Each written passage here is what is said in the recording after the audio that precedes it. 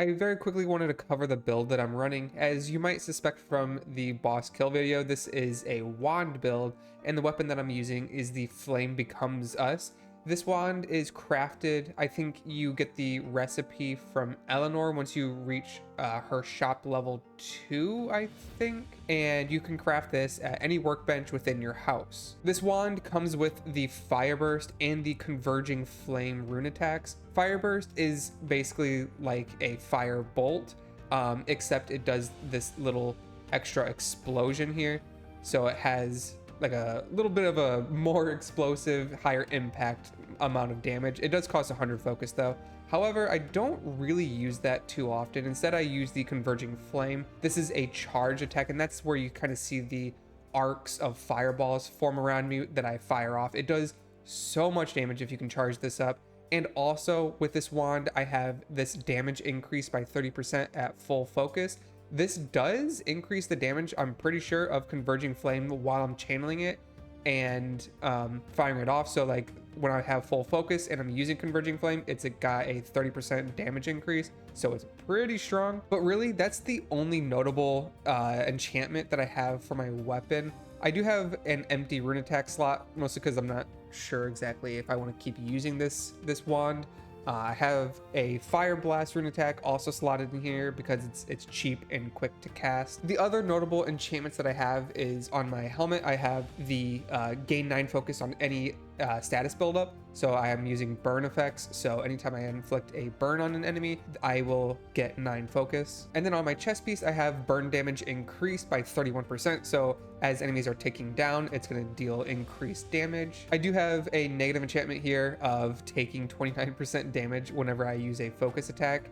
This isn't too detrimental though, because the focus attacks that I'm using are pretty expensive. 2 of the 3 are 100 focus, so it's not like I'm spamming rune attacks. You probably noticed in the video that I'm actually taking chip damage every once in a while. That's because whenever I use rune attacks, I'm losing some of my health. And then I have 2 rare pieces of gear that aren't really too influential into the build. The gain 7 focus on my pants when I dodge any damage is pretty decent. It's a nice way to kind of be nimble in a fight and actually get something in return for dodging damage and dodging attacks. And then on my gloves, I do have a little bit of the burn buildup. So there is some synergy in the build, but they're not like the main focus. My rings, I am still hunting for rings. I only have 2, but technically only 1. The rune ring is going to increase my rune damage by 23% at the cost of my basic attack damage for my weapon being decreased. This makes, again, Converging Flame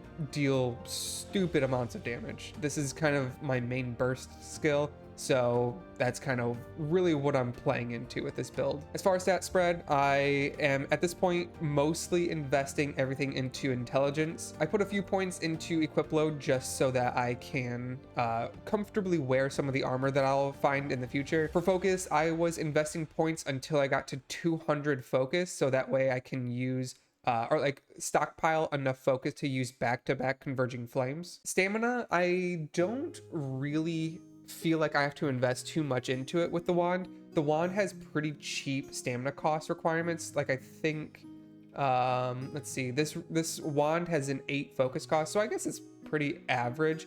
The nice thing about the wand is a lot of their attacks have multiple strikes per attack. For example, if I do my sprinting attack, you'd see I do this little spin attack and it does 2 instances of damage. So even though it's considered 1 attack, you get some decent focus gains off of it. And really, I could get through the whole combo with the wand without using too much stamina. Like the entire combo there uses what, like 3/4 of my stamina. So I still definitely have enough to dodge afterwards and not really worry about that. So really, I was just investing enough stamina to make sure I can get my whole combo off and still have at least enough stamina for a single dodge afterwards. And then finally, health, I was just putting enough points in here until I felt comfortable. I think 25 is a pretty decent break point. The rest of my points going forward will be going into intelligence. I may consider putting a couple extra points here and there into equip load, depending on the types of gear that I find coming up here in these last 9 levels. And now in this last section, I just wanted to cover a couple tips that I have for this fight based off of what I experienced. So when you first walk into this fight, the boss is going to jump at you. When they do this, you just can dodge, and you will have a couple opportunities to land some attacks, as you can see here. And then usually the boss is going to back up, and whenever they have distance like this, they do one of two things. One, they either jump at you again, similar to what they just did, or they will start this fight where they're gonna do 3 bite attacks. And the bites are gonna track in and home in on you, and you can actually parry these bite attacks. So that's what you're gonna see me do here. I'm gonna back up far enough so that the first 2 bites are gonna miss, and then the third one I can parry and gain a ton of focus. So that's what you're gonna see here. So now if you look in the top left, I have almost a full stamina or a focus bar. And again, with my build, I'm trying to get to full focus before I really use any of my rune attacks. So now I'm just kind of waiting and trying to bait out some other attacks going forward, just poking here and there when I can. And when he does that slam attack, it's pretty easy to dodge out of the way. It's a little risky to try to get follow-ups on this because sometimes he might only do one of the slams, but other times he might follow it up with other attacks like this one. They're 2 different attacks. They have different animations, so it can be a little hard to read exactly which one it is. If he's doing like a belly flop slam, it's usually only the one attack, but if he's doing like a paw slam where he's kind of slamming the ground with his paws, that's when you know he's going to do like follow-up attacks. So that's the belly flop, and he doesn't do anything from there. And then that's the ground slam, or like the paw slam, where he does 2 attacks. So one more time, it's going to look like the belly flop here, nothing there, and then now paw slam, paw slam. So those are the kind of different attack animations that you have to be aware of. At this point, I have full focus, so I'm just waiting for an opportunity to get off a fully charged converging flames. So I'm trying to keep my distance and wait and see what he's going to do. If he's going to do the bite attack, then I'm just going to run away entirely and start channeling. At this point, though, I think I have enough distance to really start to channel. So that's kind of why I'm feeling a little confident with it. And I actually am able to space that out just perfectly.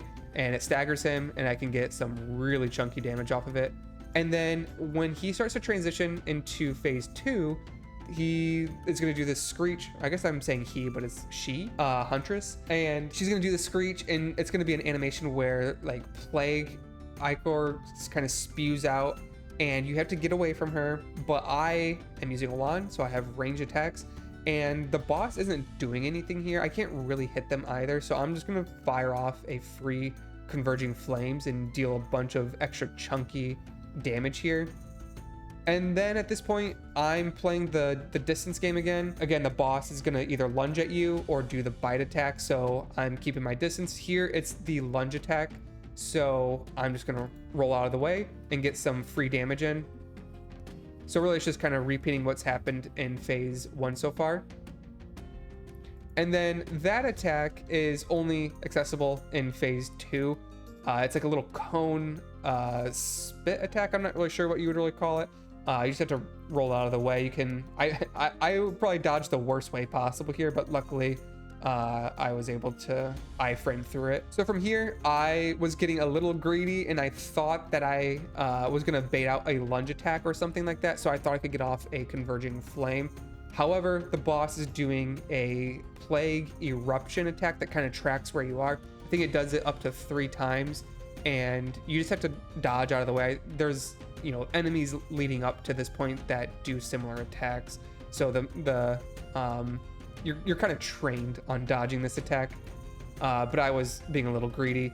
So at this point, almost got it. I just need to get one more attack off, and that's what I do here. Get enough focus, and I fire off a flame blast. But really, after you dodge all those plague explosions, you should be able to get a couple attacks off. If you're using a fast weapon, you can even weave in attacks in between each of the explosions.